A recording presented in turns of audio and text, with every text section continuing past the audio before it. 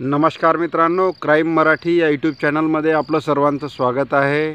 मित्रांनो, आज आपण बघणार आहोत, आपली बहीण मोबाईलवरून मित्राशी बोलते म्हणून भावाने केला बहिणीचा खून. ही घटना चंद्रपूर जिल्ह्यातील जिवती तालुक्यामध्ये शेनगाव या गावातील असून या गावातील रवी तेलंग यांच्या घरी रमेश पर्वतम आणि रंजिता पर्वतम हे दाम्पत्य आपल्या मुलासह भाड्याने राहतात. दिनांक 24 मार्च 2024 रोजी पर्वतम यांच्या घरी सिरोंचा जिल्हा गडचिरोली येथे राहणारी रंजिता मुडमडगेला ही राहण्यास आली होती. ती पर्वतम कुटुंबाची नातेवाईक आहे. रंजिताची मावस बहीण सुजाता कावरे व तिचा मोठा भाऊ रमेश कावरे हेही पर्वतम यांच्या घरी राहण्यास आले होते. त्याच रात्री 9 वाजताच्या दरम्यान रमेश पर्वतम हे आपल्या बायको मुलासह काही कामानिमित्त भोपाळला गेले होते आणि पाहुण्यांच्या हवाली आपले घर ठेवून पर्वतम दाम्पत्य गावी निघून गेले होते. आपल्या माघारी पाहुणे घर सांभाळतील असा त्यांच्यावर विश्वास होता, पण तसे काही झाले नाही. त्यांच्या माघारी ते राहत असलेल्या घरात एक भयंकर घटना घडली. सुजाता कावरे ही 19 वर्षाची अल्लड तरुणी आहे. ती आपल्या मित्रमैत्रिणीबरोबर फोनवर तासनतास गप्पा मारत बसणे हे तिला आवडत असे. पण हीच बाब तिचा मोठा भाऊ रमेश कावरे वय वर्ष 23 याला आवडत नव्हती. आपल्या बहिणीने मुलांशी बोलणे त्याला पटत नव्हते. त्यांच्याशी हसत खेळत बसणे, तासनतास कोणत्या तरी विषयावर गप्पा मारणे रमेशला आवडत नव्हते. याच विषयावरून तो आपल्या बहिणीशी नेहमी वाद घालत असायचा. याच कारणावरून त्या बहीण भावामध्ये नेहमीच भांडणे होत असत. 27 मार्च 2024 रोजी दुपारचे 2 वाजताच्या दरम्यान सगळ्यांची जेवणे झाली होती. आराम करण्यासाठी रंजिता ही तिच्या खोलीत गेली, तर दुसऱ्या खोलीमध्ये सुजाता कावरे आणि रमेश कावरे हे दोघे बहीण भाऊ बसले होते. त्यानंतर सुजाताने आपला मोबाईल घेतला आणि तिने टाईमपास म्हणून तिच्या मित्रमैत्रिणींना फोन लावण्यास सुरुवात केली. सुजाता ही आपला मोबाईल कानाला लावून मित्रांशी बोलत होती. तिच्या भावाने ते पाहिले आणि तो तिला म्हणाला की, किती वेळ गप्पा मारतेस, काय चाललंय तुझं? आपला भाऊ आपल्याशी काहीतरी बोलत आहे. हे पाहून तिने कानावरचा मोबाईल काढून सुजाता त्यास म्हणाली, काय रे भैया, तुला काय करायचं आहे? मी माझ्या मित्रांशी बोलते.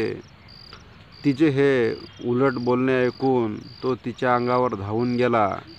तेव्हा सुजाता बचाव करत त्याच्याबरोबर वाद घालू लागली.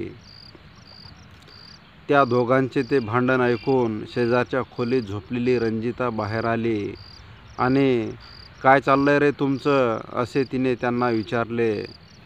त्यांच्याच वयाची असलेल्या रंजिताला रमेश म्हणाला, तू तुझ्या खोलीत झोप जा मुकाट्याने, आमचं आम्ही बघून घेऊ, असं म्हणत रमेशने तिला खोलीबाहेर हाकललं. त्यानंतर रंजिता ही आपल्या खोलीत निघून गेली. रंजिता ही आपल्या खोलीत आल्यानंतर तिच्या कानावर सुजाताचा मोठ्याने ओरडण्याचा आवाज आला. बहीण भावाचं भांडण चालू आहे, त्यात आपण कशाला लक्ष द्यायचं, असे म्हणून तिने त्याकडे दुर्लक्ष केलं. त्या आवाजानंतर भांडणाचा आवाज बंद झाला होता. त्यांचे भांडणही थांबले होते म्हणून रंजिता ही खोलीमध्ये झोपी गेली. थोड्या वेळाने तिला जाग आली असता तिने सुजाताच्या खोलीत डोकावून पाहिले, तर तिला भयानक दृश्य दिसले. सुजाता ही जमिनीवर पडली होती. तिच्या डोक्याखाली रक्ताचे थारोळे साचले होते. इतकेच नव्हे तर तिच्या अंगावर चादर टाकलेली तिला दिसली. रंजिता हे दृश्य पाहून घाबरली. शेजारीच एक काठीही पडलेली आढळून आली.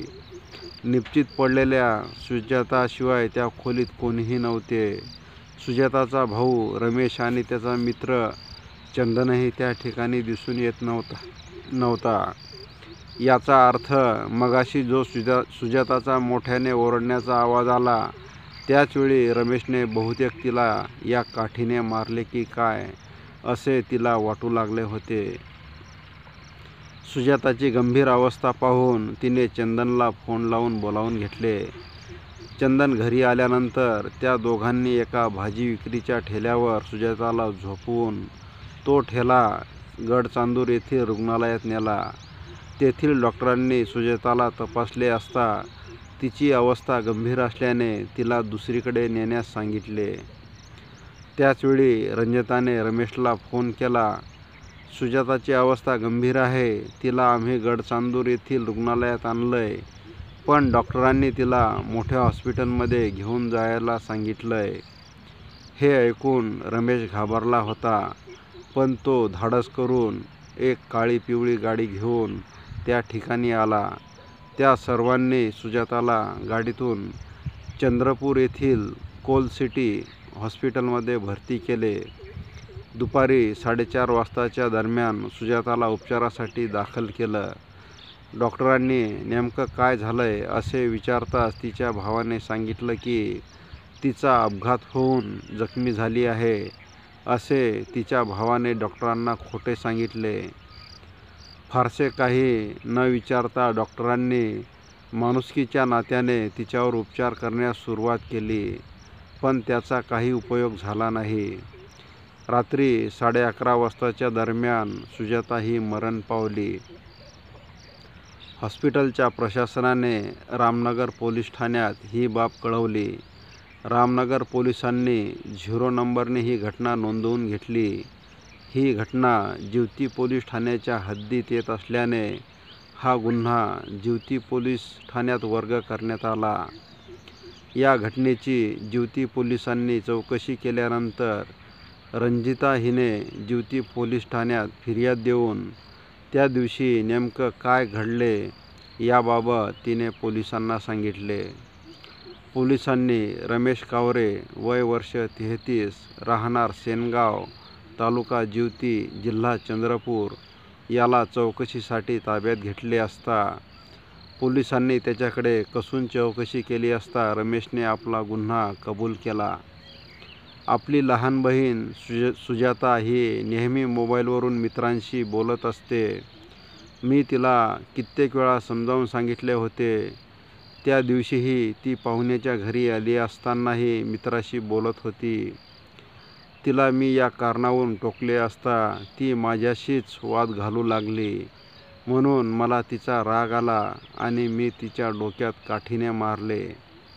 रमेशने गुन्हा कबूल केल्यानंतर त्याच्या विरुद्ध बहिणीचा खून केल्याप्रकरणी विविध कलमानुसार गुन्हा दाखल करण्यात आला.